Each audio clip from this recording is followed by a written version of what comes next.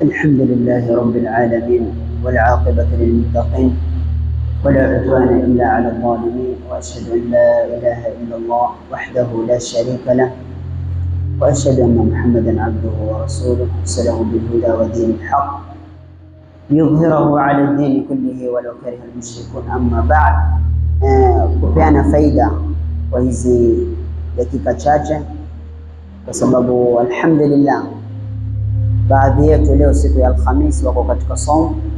Mwenyezi Mungu awakubalie saumu zao inshallah. Faida ambayo tuko nayo kwa hizi dakika chache ni hadithi ya Abi Huraira radhiyallahu anhu qala Rasulullah sallallahu alayhi wasallam, inna Allaha la yanzuru ila suwarikum wa amwalikum, inna Allaha la yanzuru ila suwarikum wa amwalikum walakin yanzuru ila qulubikum wa a'malikum. Hii hadith ni hadith Abi Huraira. Mtume Muhammad sallallahu alayhi wasallam asema, Mwenyezi Mungu haangalii sura zenu wala haangalii mali zenu. Mwenyezi Mungu kitu muhimu ambayo yuangalia kwa binadamu, yuangalia moyo wake, yuangalia ndani moyo, nia, una azma gani katika kufanya mambo ya khair. Kisha wa a'malikum, na yuangalia matendo yenu. Wewe ukawa na sura nzuri vile utakavyokuwa, sura zako haziwezi kukuingisha wewe peponi. Jambo ambalo litakuingisha peponi ni a'mal.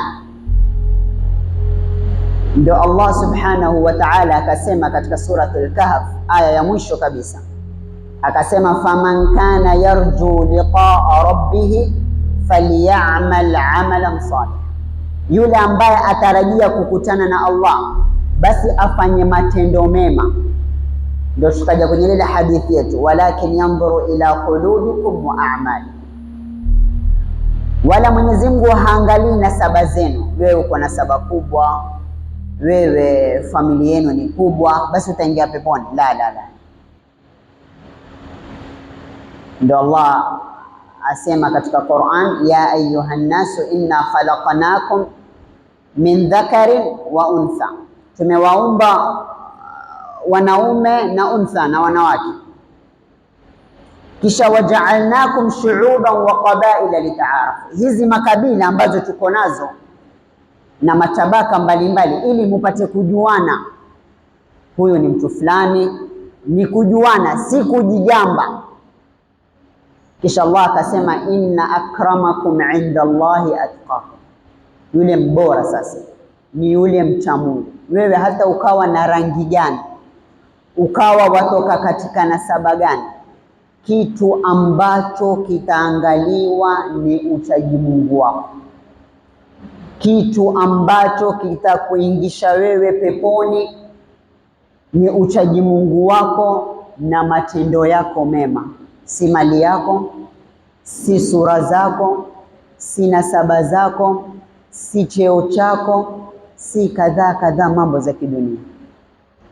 Kwa hivyo hizi nasiha chache, tufanye bidii katika a'mal mazuri ili twende kukutana na Allah subhanahu wa ta'ala, a'mal zetu zikiwa nzuri. Kwa haya machache, Allahumma ja'alna min alladhina yastami'una alqawla fayattabi'una ahsana. Wassalamu alaykum wa rahmatullahi wa barakatuh.